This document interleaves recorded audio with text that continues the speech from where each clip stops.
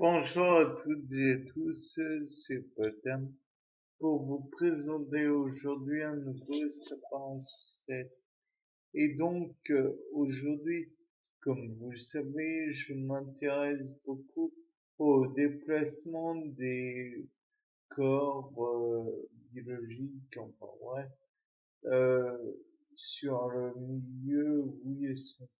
Mais je me suis demandé, est-ce qu'il est possible que certains corps, qu'ils soient animaux, végétaux ou autres, puissent essayer de d'augmenter leur difficulté, leur oui, difficulté à se mouvoir, à un rôle freinateur en somme pour permettre d'augmenter un, je sais que c'est bizarre, mais pour être décroché. Et donc, j'ai pensé aux plantes.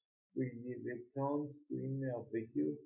Et je pense particulièrement au mode de dissémination que l'on appelle anémocorée.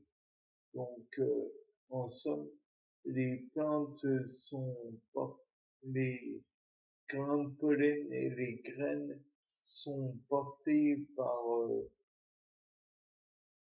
le vent et disséminées aux quatre coins de la terre, enfin, si tant est que cela soit possible.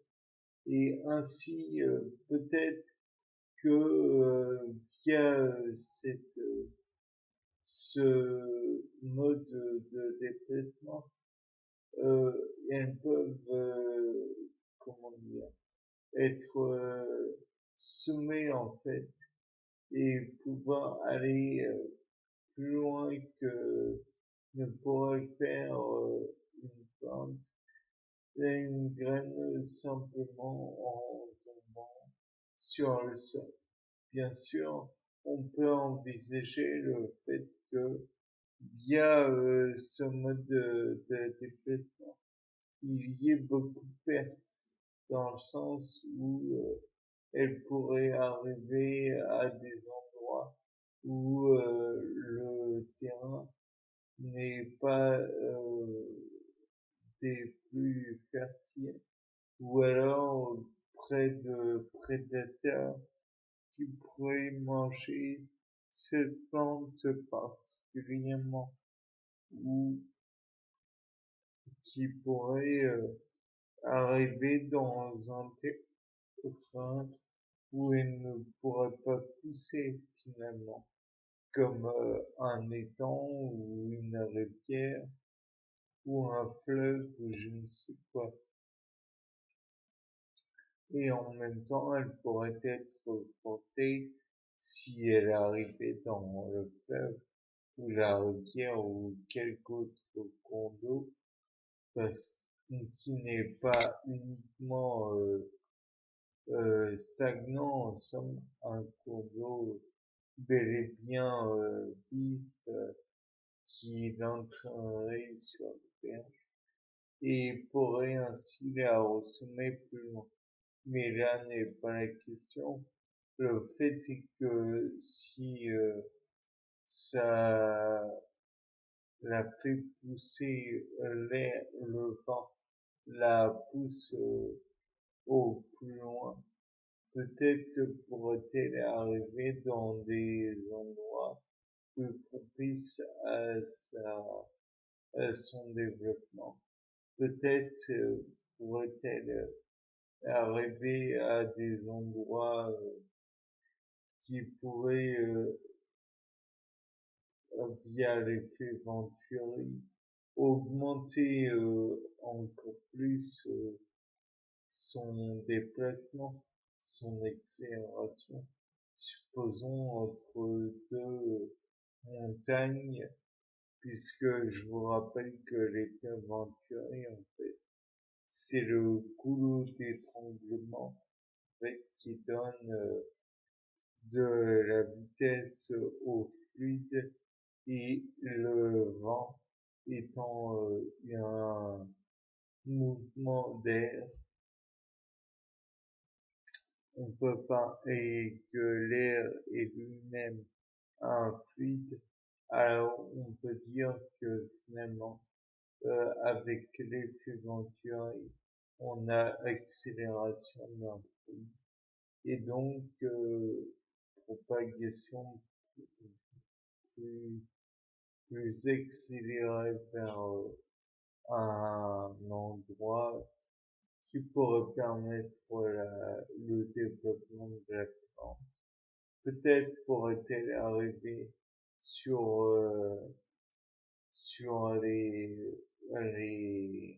comment les faces, les coteaux, d'une montagne, et ainsi cela pourrait engendrer son développement, certes, mais peut-être ne pourrait-elle pas correctement se développer dans le sens où, étant donné que le coteau en question va contraindre à beaucoup va influer sur la croissance de la plante, engendrer des contraintes via le vent, comme je viens de le dire, mais aussi être érodé par la pluie et d'autres problèmes du style, peut-être de la grêle, peut-être de la neige, je ne sais pas, peut-être que le tonnerre pourrait lui aussi engendrer des problèmes, puisque le tonnerre va peut-être frapper le coteau en question, je ne sais pas. Toujours est-il que comment dire, en influant sur le mode de développement de la plante, peut-être que celle-ci ne pourra pas trouver de partenaire, entre guillemets, de partenaire sexuel, puisque celle-ci sera peut-être une plante. Elle n'aura peut-être plus d'autres moyens de reproduction qu'un moyen de reproduction, multiplication végétative, une multiplication végétative qui va propager l'individu aux 80, encore une fois. C'est naturellement un problème qui pourrait être